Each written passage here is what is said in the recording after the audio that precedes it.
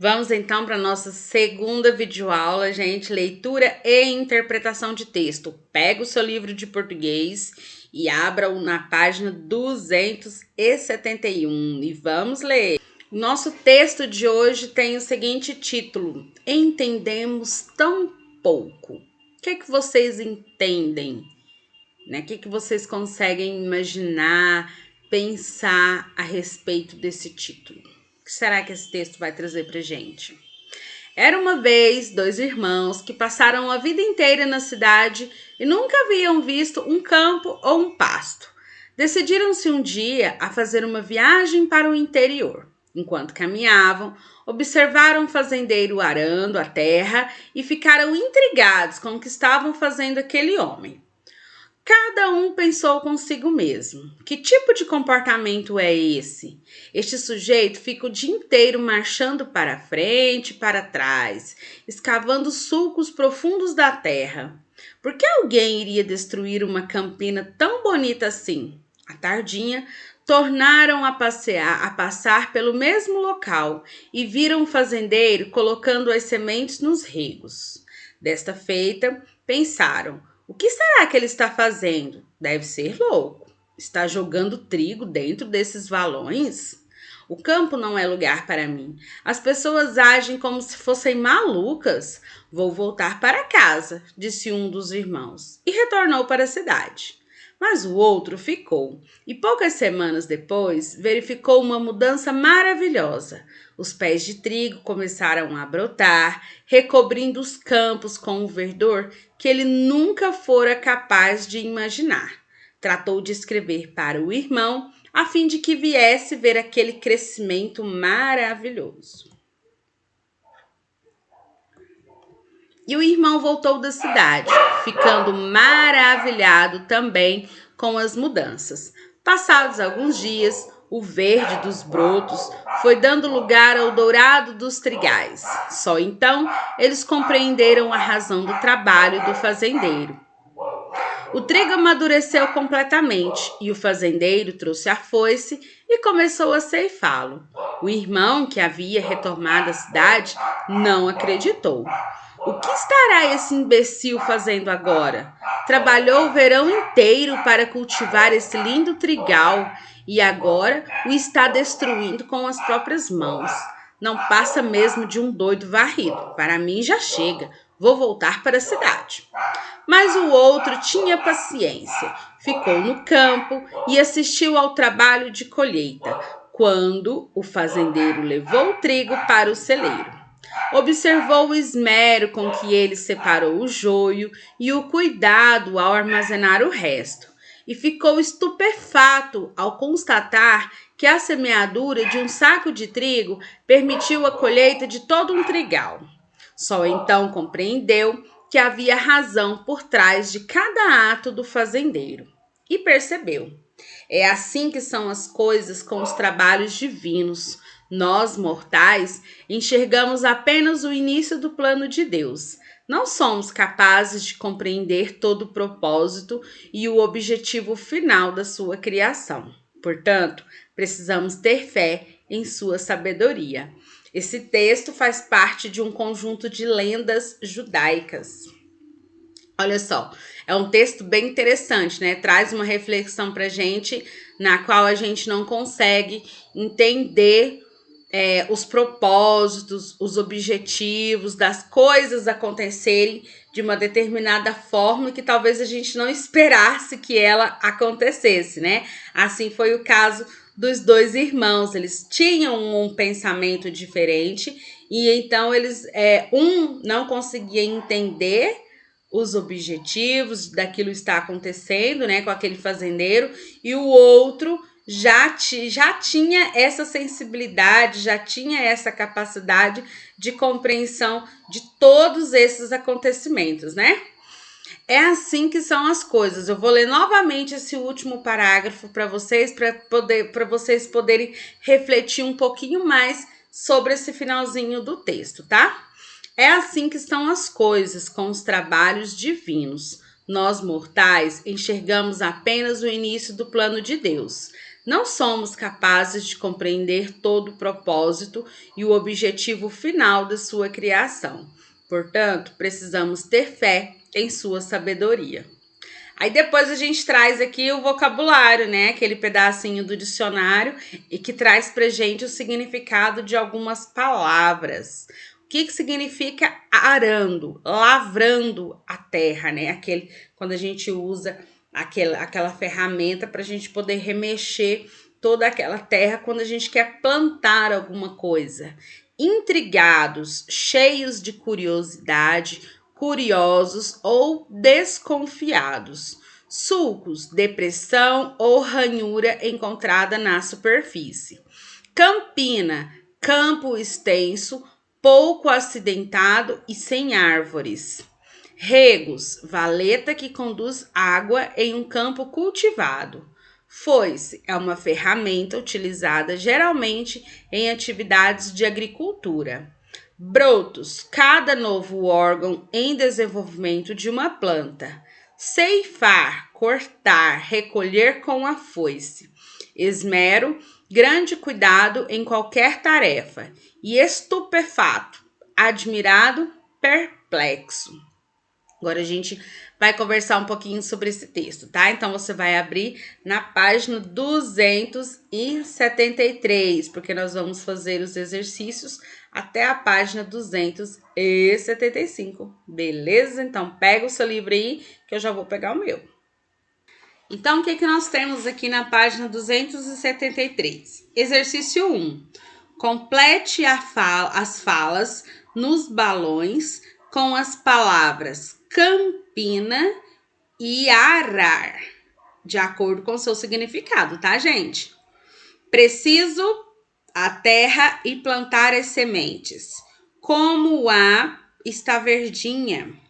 2. Assinale a alternativa em que a palavra intrigado está empregada de forma incorreta, ou seja, de maneira errada. Eu estou intrigado com este estranho. Luiz me deixou intrigado com a conversa que tivemos ontem. Quando estou intrigado, fico cansado. 3. Justifique a frase em que a palavra intrigado da questão anterior está incorreta. Lá na questão 2, você marcou o X na frase em que o significado da palavra intrigado está errado, né? Uma das 3 alternativas é a resposta, então você marcou o X. Agora, na questão 3, você vai explicar para mim por que o significado da palavra intrigado está errado. Então, você vai explicar o significado correto. 4. Escreva abaixo o significado da palavra rego. Página 274. Agora, a gente vai fazer uma pequena interpretação desse texto. O texto narra a história de 2 amigos que moravam no sítio, 2 irmãos que moravam no campo ou 2 irmãos que moravam na cidade. 2. O que os irmãos nunca tinham visto? O que é que os irmãos do texto jamais tinham visto? 3. O que resolveram fazer? 4. Assinale com V as alternativas verdadeiras e com F as alternativas falsas. Os irmãos viajaram para fora do país. Verdadeiro ou falso? Os irmãos jogaram trigo dentro dos valões. Os irmãos retornaram para a cidade. Um dos irmãos permaneceu no campo. Os irmãos não entendiam o que o fazendeiro fazia no campo. 5. Os irmãos voltaram para a cidade? Por quê? Todos os 2 irmãos voltaram para a cidade? Sim ou não? Quem voltou? Quem não voltou? Por quê? Então, todas essas respostas precisam estar descritas aí nessa questão, tá? Agora, nós vamos para a página 275. Eu trouxe para cá, para nossa tela, o exercício 6 da página 255 para facilitar a visualização de vocês, tá, galera? Então, o exercício 6 traz para a gente a seguinte questão. De acordo com o texto, complete a sequência dos quadros quanto às etapas do dia a dia do fazendeiro no campo. De acordo com os acontecimentos lá no texto, quais eram as etapas do fazendeiro lá no campo? Aqui a gente tem a etapa número 1. O que ele está fazendo? Então, você vai escrever aqui o que esse fazendeiro fez primeiro, de acordo com o nosso texto. Questão 2, o segundo acontecimento. Questão 3, o terceiro acontecimento. E depois, por último, o que foi que aconteceu depois de todas essas ações aqui do fazendeiro? O que aconteceu? Aí, lá na questão 7, ainda na página 275, nós temos o seguinte. O que fez o fazendeiro quando o trigo amadureceu? Depois que o trigo nasceu, que ele ficou maduro, o que o fazendeiro fez? 8. Como ocorreu o processo da colheita do trigo? Como que aconteceu o processo da colheita pelo fazendeiro? O passo a passo que ele realizou. 9. Você já presenciou algum homem trabalhando no campo? Você já presenciou alguém trabalhando no campo, gente? Sim ou não? Quando você responder essa questão, se você já presenciou ou não, é importante que você descreva para mim também que tipo de trabalho essa pessoa estava realizando, tá? Se ela estava plantando, se ela estava colhendo, se estava cuidando de algum animal, tá bom? Bom, agora a gente vai aqui para a página 276 para a gente finalizar a nossa leitura e interpretação de hoje. Questão 10. O texto, Entendemos Tão Pouco, narra uma história em que os personagens não compreendem o objetivo de tanta dedicação e paciência do fazendeiro.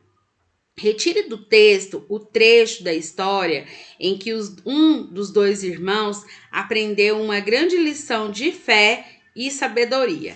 Esse texto traz pra gente a história de dois irmãos, de duas pessoas que elas não compreendiam por que a pessoa tinha tanta paciência e tanta dedicação, né, lá na plantação e na colheita do trigo.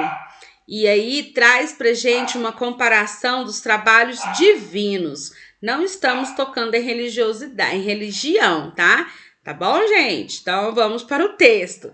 Então, e aí traz pra gente uma comparação dos trabalhos divinos, né, dos acontecimentos que ocorrem de uma certa forma, de uma forma natural. E aí, qual é a parte do texto que a gente percebe essa comparação, né? Que trata esse capricho, tudo isso através da fé da pessoa em que algo acontecerá de uma forma assim extraordinária. Então você vai ler novamente o texto e vai transcrever para mim aqui o parágrafo que traz pra gente essa comparação, tá bom? Com a fé e a paciência das pessoas e que muitas das vezes a gente não consegue entender o porquê disso tudo, beleza? E agora a nossa última questão, 11. Ajude o irmão que ficou no campo a escrever uma carta para seu irmão que voltou para a cidade, relatando a razão por trás de cada ato do fazendeiro. Complete a carta a seguir. Riacho Calmo, 12 de abril de 2014. Querido irmão. Vocês se lembram que um dos irmãos perdeu a paciência e voltou para a cidade. E um deles acabou ficando e observou e depois finalmente conseguiu compreender o trabalho desenvolvido pelo fazendeiro. Então agora você vai imaginar que você seja o irmão que ficou no campo. Como é que você relataria, explicaria para o seu irmão que foi para a cidade sobre as maravilhas que aquele fazendeiro tenha feito ali? Como é que você relataria? Como é que você iria escrever tudo isso em forma de uma carta, tá bom? O início da sua carta já está transcrito aí, então agora você utiliza o finalzinho para você poder transcrever. Posso inventar um nome para esse irmão, professor, ou para os dois? Pode. Posso usar o meu nome também? Pode também, tá bom? E é isso, terminamos a nossa atividade de português número 1, leitura e interpretação de texto. Agora a gente vai para nossa atividade de português número 2. A gente vai relembrar uma ortografia que a gente já viu nesse semestre, tá bom? A gente vai fazer uma revisãozinha básica aí de escrita correta das palavras e aí depois a gente finaliza com a nossa aula de oficina de negócios, beleza? Então, tchau e até já!